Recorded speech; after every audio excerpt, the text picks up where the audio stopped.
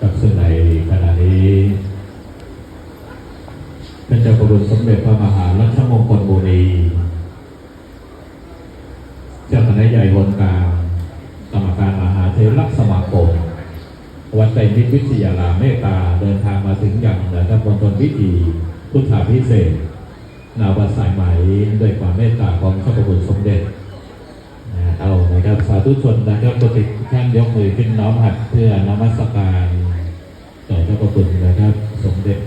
พระมหารัชมงคลมุนีองค์พระประธานในพิธีนะครับวันนี้ที่พระประคุณสมเด็จเมตตามาตอย